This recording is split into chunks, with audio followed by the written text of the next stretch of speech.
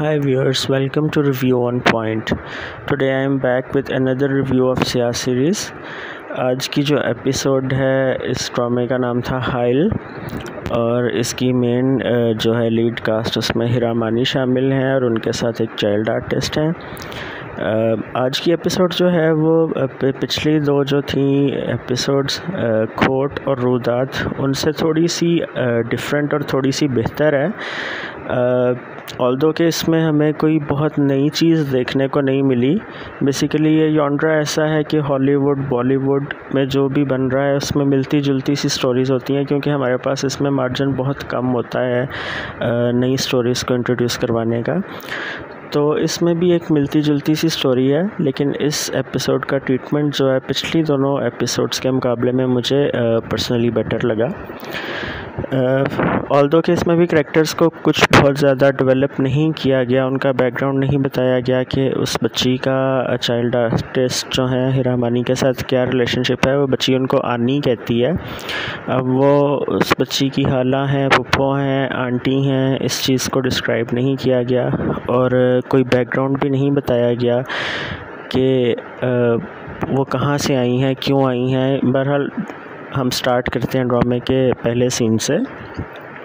Start में ही हमें background बता दिया गया है स्टोरी का कि एक खातून है जो हूना लूत पाँव लेकर जा रही है कमरे में। उसके हाथ में खंजर है और उसके हाथों पे खून लगा हुआ है, जहाँ से हमें ये चीज़ क्लियरली बता दी जाती है कि किसी का कत्ल किया है उन्होंने। और उसके बाद कमरे में एक गुड़िया दिखाई गई है कि गुड़िया को वो गोद में लेके बैठती हैं बेड पे और उसके बाद वो औरत जो है वो ख़ुदकुशी कर लेती है।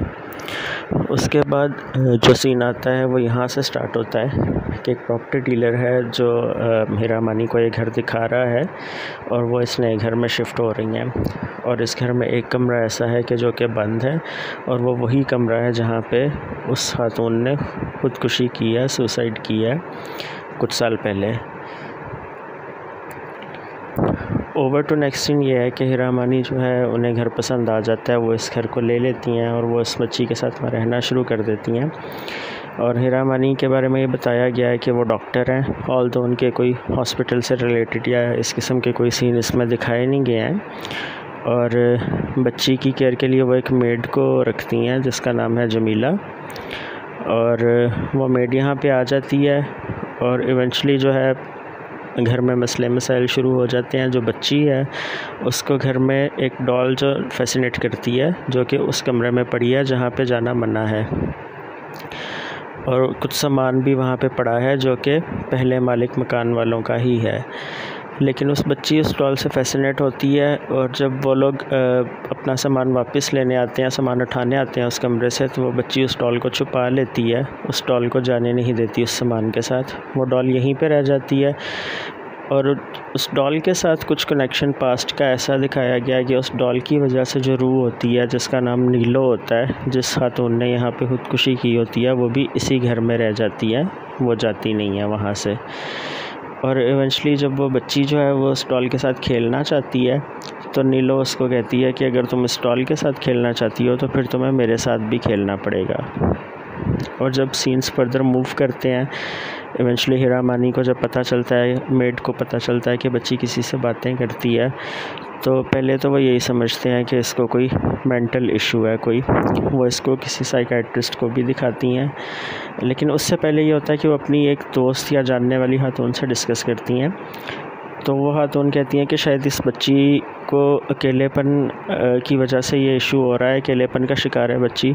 वो अगले रोज़ अपने 2 बच्चों को लेकर आती हैं कि चलें ये मेरे बच्चों के साथ खेलेगी तो शायद इसका कोई दिल बहल जाएगा।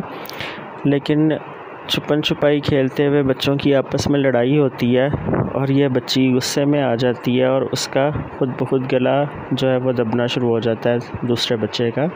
और वो इवेंचुअली नीलो कर रही होती है बैक एंड से। नीलो जो उस रूह का नाम है, उस बच्चे की हालत ख़राब हो जाती है और उसको हॉस्पिटल ले जाते हैं। और फिर जब हीरा मानी बच्ची से इन्वेस्टिगेट करती है, नूर उसका नाम है, तो नूर ये बताती है कि नीलो को गुस्सा आ गया था तो उसने ये सब कुछ किया है।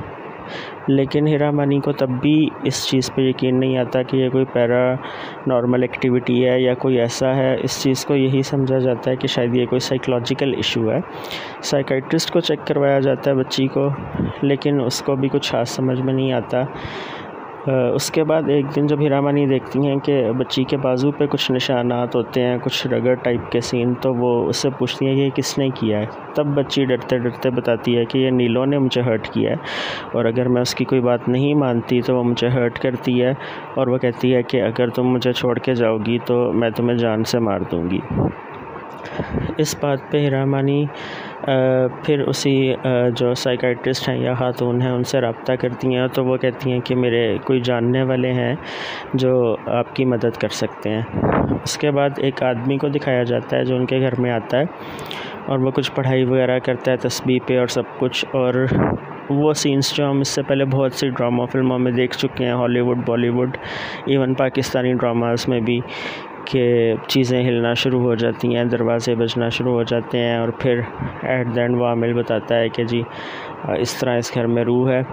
और इससे पहले जो है बच्ची नूर, वो भी ये चीज़ रिवील कर देती है हीरा मानी को कि नीलो खातून का नाम है, जो यहाँ पे इस घर में अपनी बच्ची को मार चुकी हैं। और बच्ची को मारने की वजह ये थी कि वो बच्ची अपने बाप से मोहब्बत करती थी, बाप के साथ रहना चाहती थी। तो इस बात पे माँ जो है अपनी बच्ची को मार देती है और अपने शौहर को भी कत्ल कर देती है, और फिर ख़ुदकुशी कर लेती है। तो वो आदमी जनाब कहता है कि ये रूह को एक कमरे में बंद कर देता है, या इवेंचुअली वो कहता है कि इस कमरे में या तो आप इसका दरवाज़ा मत खोलिएगा। और फिर वो टाइम बताता है कि हमारे पास 1 मिनट का टाइम होगा, 9:32 का, कि आप इस घर से दूर चली जाइएगा, और मैं किसी तरह उस डॉल को, जो जिसका नाम डॉली बताया गया है, उसको जलाने की कोशिश करूँगा, तो शायद हमें छुटकारा मिल जाए। उसके बाद दिखाते हैं कि हीरा मानी बच्ची को लेकर जाती हैं, लेकिन वह बच्ची कमरे में ही होती है, हीरा मानी के साथ कोई और चीज़ जा रही होती है, इमेजिनरी चीज़। जब वो गाड़ी में एक जगह पहुंचती हैं, इसको बताया नहीं गया कि वो कहाँ जा रही हैं। वो एक जगह गाड़ी से उतर के गेट खोलने की कोशिश करती हैं, और जब वो वापस गाड़ी में आती हैं तो बच्ची नहीं होती, और साथ ही दिखाया गया है कि उस आमिल का फ़ोन आता है उनके सेल फ़ोन पे कि घर वापस आ जाओ, सारा मामला ठीक हो गया, क्लियर हो गया। तो वो कहती हैं कि नूर नहीं मिल रही, तो वो कहते हैं कि नूर मेरे पास ही है, तुम वापस आ जाओ। जब हीरा मानी वापस अपने घर पहुंचती हैं, तो वो देखती हैं कि कमरे में वही जो आमिल साहब हैं, जो एक नौजवान आदमी दिखाए गए हैं, वो बेड पर बैठकर उस बच्ची के बाल बना रहे हैं। और जब वो उनकी तरफ देखते हैं तो उनकी आंखें एकदम से बदली हुई होती हैं, यानी उनके अंदर कोई चीज़, कोई बदबू आ चुकी होती है। और फिर वो हीरा मानी को मारने की कोशिश करते हैं, और तब जो बच्ची नूर जो है वो हाजिर दिमागी का मुजाहरा करती है, और वो उस डॉल को, जो है डॉली जिसका नाम होता है, उसको जला देती है।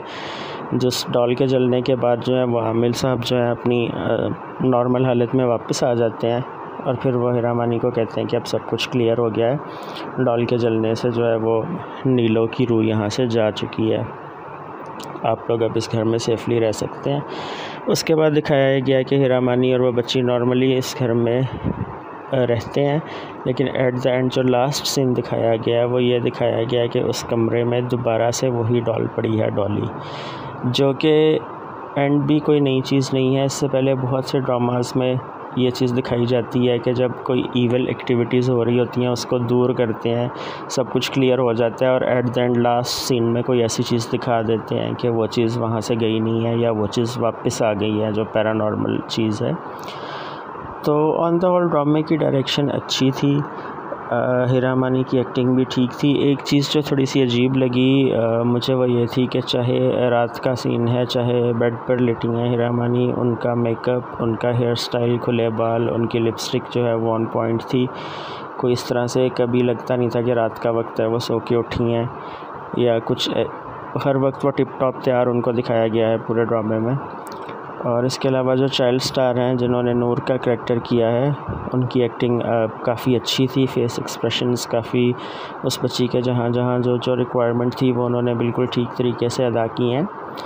हाँ, स्टोरी में जो कुछ झोल थे या कुछ बैकग्राउंड्स को फुली डेवलप नहीं किया गया, वो एक अपनी जगह पे थोड़ी कुछ जगहों पे कमी लगी है डिटेल्स की, कि जो होनी चाहिए थी वो नहीं है।